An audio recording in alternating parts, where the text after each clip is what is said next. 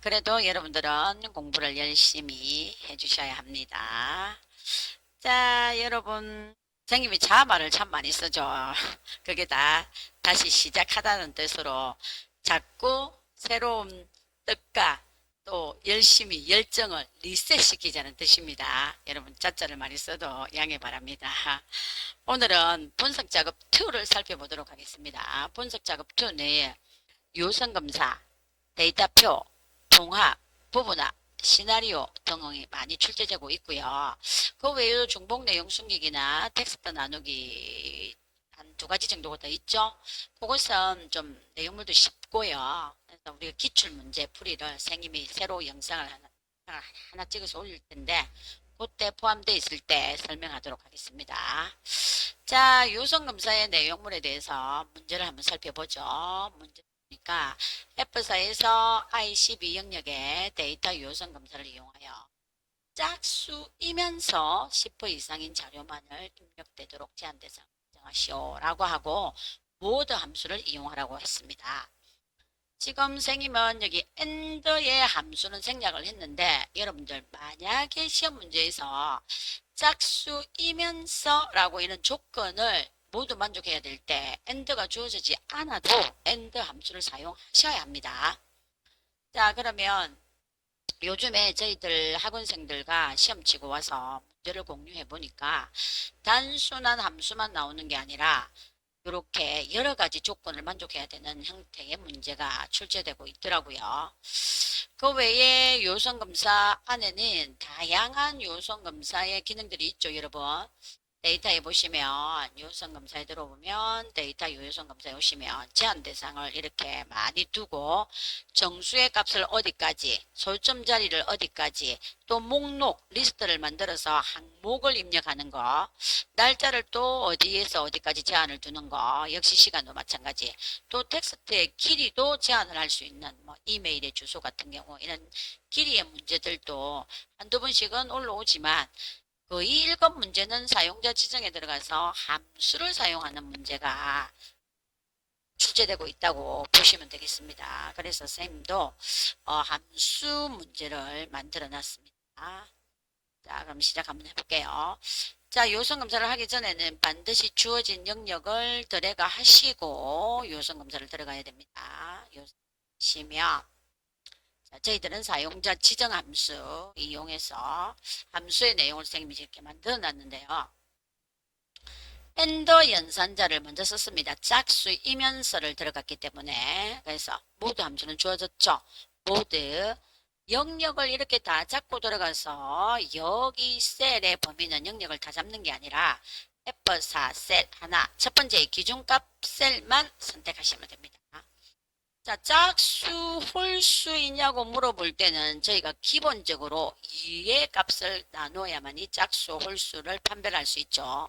이는 기본 상식이니까 여러분들 알고 계셔야 됩니다. 그 외에 뭐 3의 배수, 각종 자기 숫자의 배수는 자기 숫자로 나누면 되겠죠. 자, 그의 값이 2로 나눴을 때 0이면 짝수가 되겠죠. 그 다음에 F4셀은 10% 이상이라고 해서 여기는 백분율 형태로 되어 있는데 여기서 10% 기호를 쓰시고 사용하셔도 되고요. 저처럼 0.1 이런 형태로 만들어서 사용하실 수 있어도 됩니다. 자, 이렇게 식을 세우고요. 그 외에 설명 메시지도 작성하는 경우가 있고요. 또 오류 메시지도 작성하는 경우가 있습니다. 오류 메시지를 작성하지 않았을 때는 디폴트로 제공하는 오류 메시지가 뜨죠. 근데 지금 시험 문제 출제되는 유형을 보면 함수를 사용할 경우에는 설명 메시지나 무료 메시지가 생략되는 경우가 거의 대부분인 것 같습니다. 그래서 선생님도 설명 메시지나 오류 메시지는 따로 주지 않겠습니다. 근데 가끔 IMF 모드에 들어와서 현재 상태에서 영문이나 한글 반자 이런 걸 이용하라는 경우도 있습니다. 그래서 문제를 꼼꼼하게 잘 살펴볼 필요가 있겠습니다. 자, 그러면 여러분 우리가 만들어둔 걸 두고 실행을 한번 보겠습니다. 자, 그러면 여기 있는 데이터를 제가 다 지우고 여러분 10% 이상인 자료만 입력하라고 했죠. 그러면 5%를 입력하게 되면 어떻게 되는지 보세요. 자, 요성검사의 에라 값이 기본 디폴트로 제공하는 이런 형태의 에라 검사 메시지가 뜨죠. 이렇게 요성을 설정하실 수 있으면 되겠습니다. 자, 그 다음 요성 검사 끝나고 난 다음에 자동 필터가 간단하게 또 밑에 나올 때가 있어서 자동 필터의 내용물들을 선생님이 이렇게 만들어 두었습니다.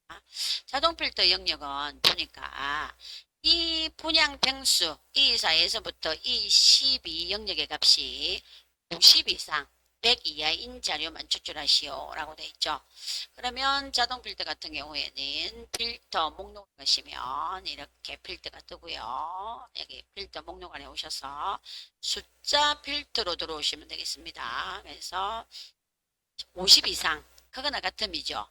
50 이상으로 들어가서 여기 숫자에서 이상기호 여러분들 잘 살펴보도록 합니다. 90 그리고 또는 값 중에서 문제를 읽어보시면서 90 이상 100 이하인 자료는 그리고가 되겠죠.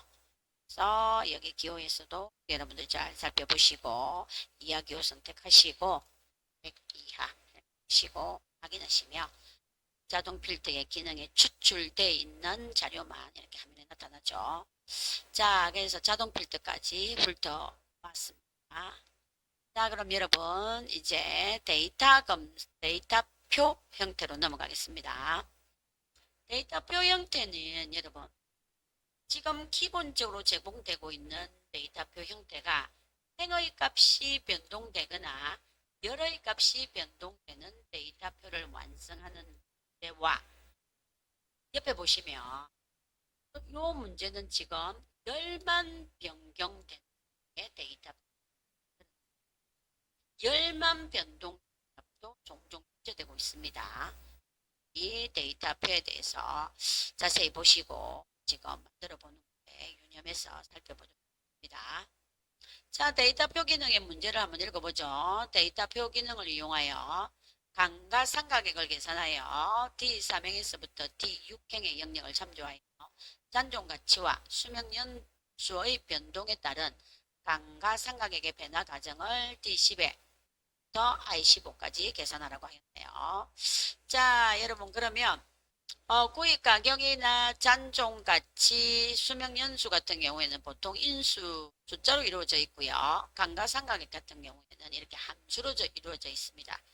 우리가 데이터표를 이용할 때는 변화 과정에 변화되는 값은 반드시 수식으로 이루어져 있어야 하거든요. 여러분 감가상각액의 값을 행의 값과 열의 값이 모두 존재할 때는 대각선 위치에 놓으시고 얘들을 컨트롤 C 복사해서 컨트롤 V 붙여 넣을 수도 있지만 수식 복사 기능을 이용하시면 아주 편리합니다. 그래서 수식 복사는요. 해당 붙여 놓고 싶은 셀에 커서 두시고요. 이렇게 선택하셔서 엔터 하시면 수식 복사의 기능이 따라오죠. 자, 그리고 Shift 눌러서 끝까지 데이터 범위를 반드시 싸시고 데이터표 기능을 이용하셔야 합니다. 데이터표 기능은 데이터 메뉴 안에 가상분석 안에 가보면 데이터표 기능이 있죠. 자, 그러면 데이터표 안에 행의 값이 누가 되겠습니까? 수명연수 5, 6, 7 자기의 값이 가로로 나열되어 있을 때는 행이 되고요. 세로로 나열되어 있을 때는 열이 되겠습니다. 그래서 행의 값은 수명연수가 되겠죠. 수명연수는 주어진 요 본문 여기의 값을 클릭하지 않습니다. 수명 연수의 값을 행의 값을 클릭해 주시고요. 열의 값은 잔존 가치가 되겠죠. 그래서 잔존 가치의 값을 찍어 주시면 여러분 확인을 하시면 이렇게 데이터표 행의 값과 열의 값이 다 존재하는 데이터표가 완성이 되겠습니다. 자, 그러면 열만 존재하는 데이터표를 한번 살펴보죠. 이건 선생님이 따로 문제를 만들지는 않았는데 보시면 월불이백 PMT 함수를 이용해서 월불이백을 구해놨네요. 월불이백의 값이 지금 현재 804,318원인데 얘 이자율이 1.8%이고 목표 기간이 4년일 때 월불이백이 이렇게 나온답니다. 적립 목표 금액은 4천만 원이고요. 자, 그런데 목표 기간을 이렇게 변동해 봤습니다. 그러면 한 달에 월불이백의 값이 어떻게 나타나는지 표 형태로 살펴보아라 하는 문제가 되겠죠. 자, 열만 존재하실 때는 월불이백 밑에나 이렇게 기간 옆에 요 값이 나와야 되는 열의 제상단에 놓고 월불이백의 값의 함수를 가져오셔야 합니다. 자, 여러분 해보겠습니다. 는 의 값을 가지고 엔터를 치시면 자 이렇게 값이 나왔죠. 그리고 반드시 이렇게 싸시고요. 가상 분석에 들어와서 데이터표에 들어오시면 핵의 값은 존재하지 않습니다. 열의 값만 변동이 되었죠. 그래서 열의 값이 바로 기간 연이었습니다. 그래서 연을 클릭하시고 여러분 확인하시면 이렇게 월불이백이 변동되는 데이터표가 완성되죠. 뭐 열의 넓이가 값이 열 넓이보다 길었을 때는 여러분 이렇게 클릭을 해서 나타나게 해주셔도 되고요. 뭐 굳이 줄이거나 늘릴 필요까지는 없습니다. 그래서 이렇게 잘 나타나는 거 보시고 데이터표가 완성되는 것을 확인하시기 바랍니다. 자, 그러면 또 통합 문제로 한번 들어가 볼까요? 통합에 대한 문제입니다. 통합은 쌤이 개인적으로 시험을 많이 가봤습니다. 문제 유행을 파악하기 위해서. 그렇게 갔을 때 선생님은 지금 이 문제를 좀 짧게 이렇게 표를 만들어 두었는데 선생님이 시험을 보러 간 소감상 문제를 주어진 원본 데이터가 굉장히 길었어요. 이럴 때는 여러분들이 요 범위를 이렇게 다 들어가신다고 힘드시잖아요. 물론 컨트롤 A 단축키 누르시고 이런 식으로 단축키 눌러서 사용하시고 다양한 단축키를 이용하시면 되지만 개인적으로 봤었을 때 요런 지금 여기 상태 표시줄에 밑에 내려오시면 화면 확대와 축소가 나눠져 있죠. 그죠? 화면을 축소해서 좀 빨리 선택할 수 있도록 화면을 축소하는 방법 굉장히 권장 드리고 싶은 방법이에요. 여러분 데이터 원본의 길이가 길 때는 화면 축소 확대를 이용하도록 하십시오. 자, 그러면 데이터 통합 문제를 한번 살펴보겠습니다. 통합 문제는 통합의 기능을 이용해서 표사에 대하여 정보가, 게임가, 교육가로 끝나는 정보인정이나 국제인정, 전공인정의 평균을 표사에 나타나시오 라고 되어 있죠. 자, 그럼 여러분 지금 현재 학과가 컴퓨터 정보학과, 교육학과, 게임학과 이런 식으로 나눠지죠. 그런데 여러분 어때요? 문제에서 보시면 정보과, 게임과, 교육과로 끝나는 자료입니다. 그러실 때는 여러분들께서 조건식을 학과 밑에 입력을 하고 사용하셔야 됩니다. 자, 그래서 우리가 와일드 문자 아스테리크 기호와 물음표 기호 알고 계시죠?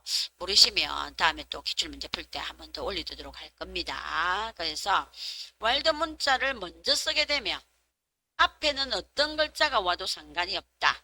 그리고 우리가 이렇게 게임가라고 입력하시면 입력하시게 되면 앞에는 다른 글자가 와도 상관없고 뒤에 글자가 게임가로 끝나는 자료가 되겠습니다. 똑같이 교육가도 만들어 보겠습니다. 정보가 자, 이런 식으로 문제를 만들어서 뭐 보기 좋게 여러분 홈에 와서 가운데 정렬 이런 식으로 모양을 이쁘게 만들어 주시면 좋겠죠. 정보과, 게임과, 교육과인데 쌤이 순서는 좀 바꿨네요. 그래서 시험을 칠 때는 자, 다음 문제는 통합 문제를 살펴보겠습니다. 통합의 문제를 한번 보죠.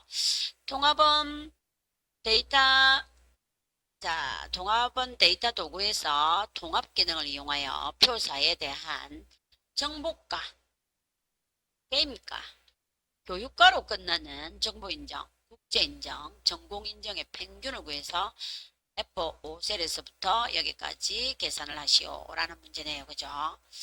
자, 여러분 선생님이 정말 7시기 시험 치료를 많이 가봤거든요. 문제 유행을 파악하느라고.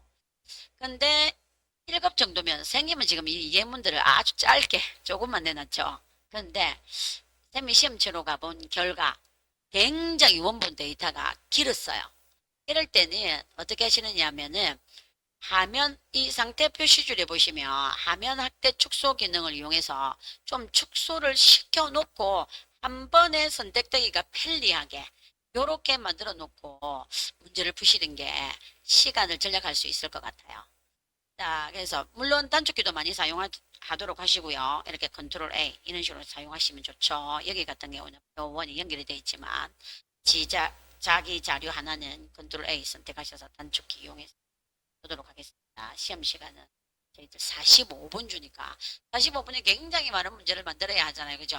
그러니까 함수 풀 때는 또 생각도 많이 해야 되고요. 그래서 최대한 빠른 속도로 문제를 풀 수 있도록 그런 스킬을 좀 갖는 게 좋습니다. 거기에는 가장 대표적인 게 단축키 이용하는 거 굉장히 좋죠.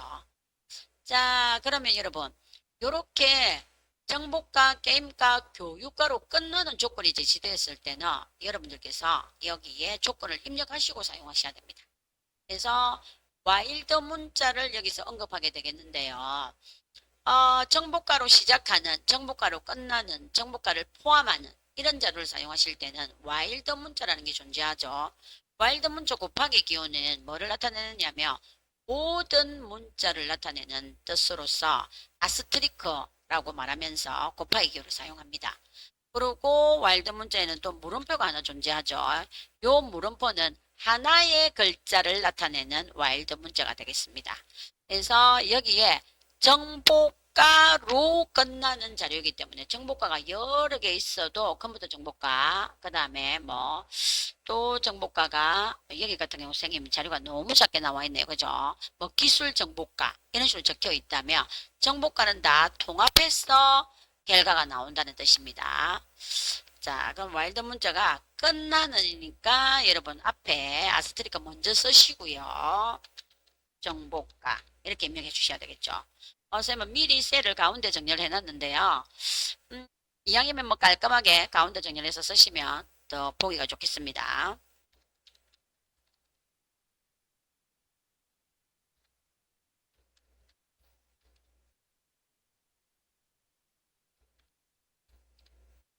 자, 그렇게 조건을 싸시고요. Shift 이용해서 블럭 다 싸시고 데이터 메뉴에 가시면 동합이 나옵니다. 자, 동합을 푸실 때 가장 또 유념해야 될 하나의 요소가 뭐예요? 평균 함수를 뭘 사용하라고 했는지 여러분들께서 유심히 보셔야 합니다.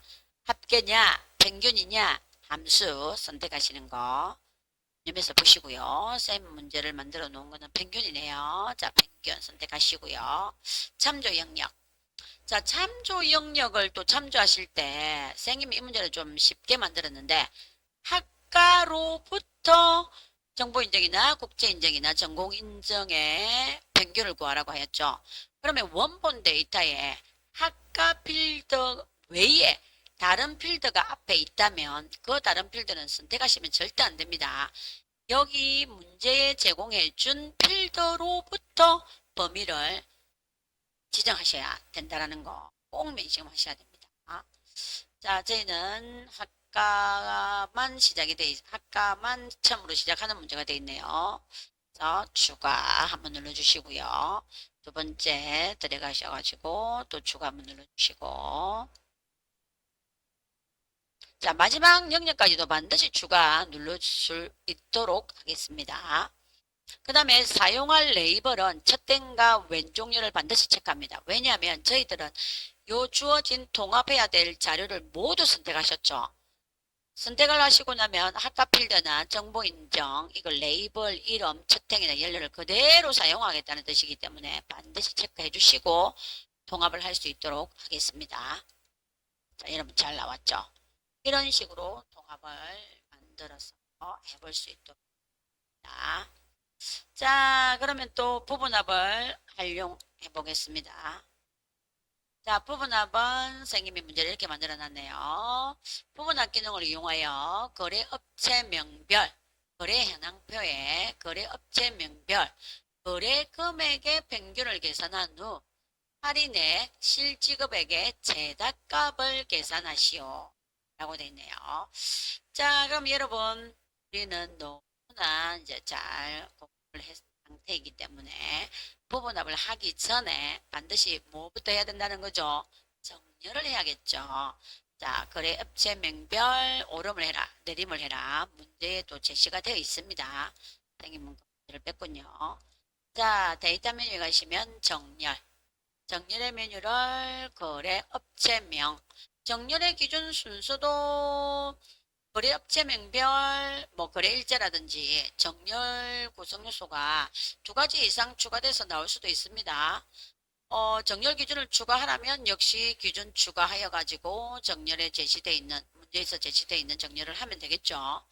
자, 여기는 선생님이 거래업체 명별 셀값에 오름차순 하는 위주, 내림차순 하는 위주 보면서 저희들 내림차순을 한번 만들어 보겠죠. 자, 그러면 우리 상사, 영재 상사, 미래 상사 깔끔하게 정렬이 되어 있습니다. 커서는 요 요소의 내용물을 컨트롤 A 이렇게 전체 선택해서 사실 필요 없어요. 커서만 두시고 바로 데이터 메뉴에 부분합에 가시면 자, 자동으로 인식이 되죠. 그래서 그룹할 항목은 거래 업체명이 되겠습니다.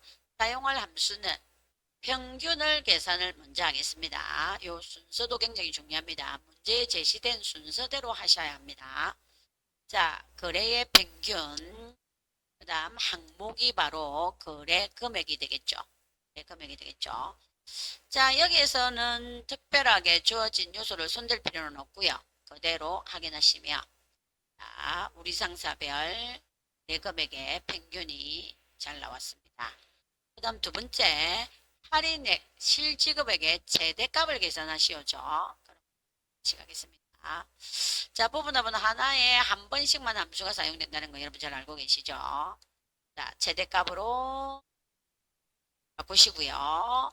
항목은 할인액과 실지급액이 되겠습니다.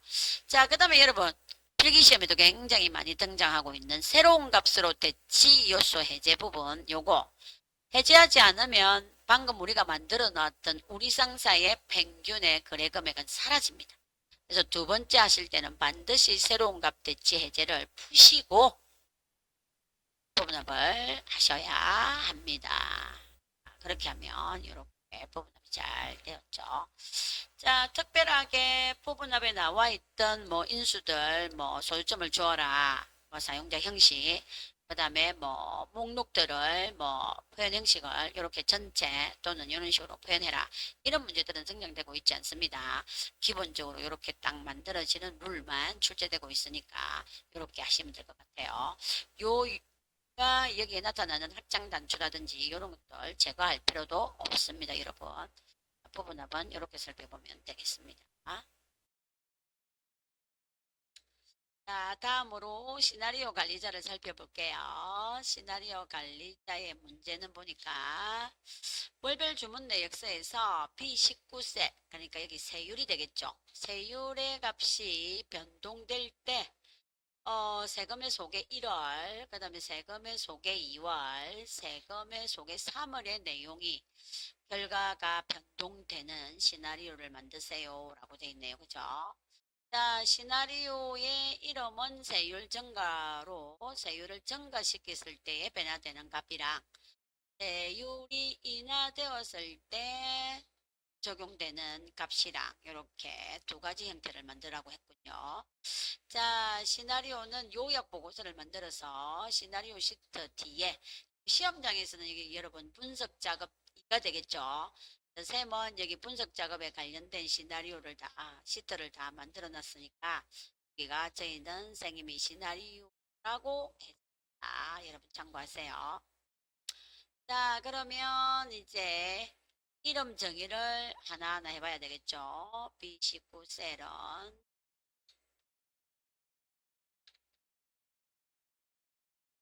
자, 그리고 여러분들 이름 정의할 때 이름 오타 내시면 안 됩니다. 여기서 변경 안 됩니다. 이름이 오타가 만약에 났다면 기본 메뉴 수식 탭에 이름 관리자 여기로 와서 변경을 편집을 하셔도 되고 삭제하고 다시 적용해도 됩니다.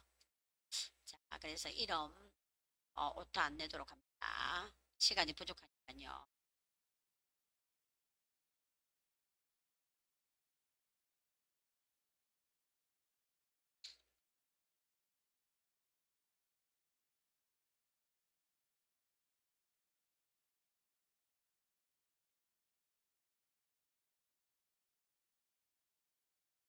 이름은 다 지정했고요. 이제 시나리오를 만들어 봅시다. 데이터 메뉴에 가서 가상 분석 시나리오 관리자. 시나리오는 추가를 하고요. 세율 하나가 증가가 되겠네요. 자, 변경될 셀은 여러분 34개까지 가능합니다. B19가 되겠죠. 확인을 하고 값은 0.19가 되겠네요. 추가.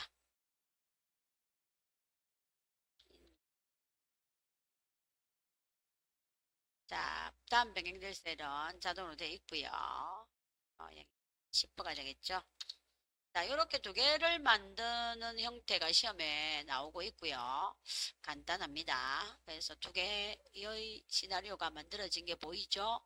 그러고 나면은 반드시 저희들은 요약 보고서라고 했죠. 그래서 요약을 누르시고 표시 먼저 누르시면 안 됩니다.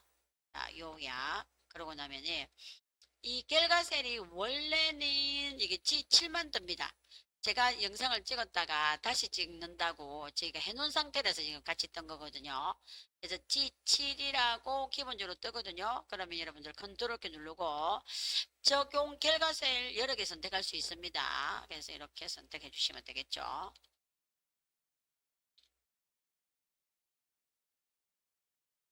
이렇게 하시면 되겠습니다. 요약 보고서가 잘 나왔죠, 여러분. 자, 시나리오 요약 보고서를 어떻게 합니까? 분석 작업 2. 뒤로 갖다 넣어라 하면 뒤에 갖다 놔야 되겠죠? 자, 그래서 기본적으로 시트는 앞에 삽입되는 게 디폴트입니다. 그래서 여러분 시나리오 시트가 뒤에 나오는지 앞에 나오는지 문제 잘 살펴보시기 바랍니다. 시나리오 잘 나왔죠? 현재 값은 기존에 제공하고 있던 거 저희들이 만든 세율 증가, 그다음에 세율 인하 형태로 속에 1월, 2월, 3월이 변동된 값이 나타나는 게 시나리오 관리자입니다. 여러분. 분석 작업은 여기까지 설명으로 마무리하겠습니다.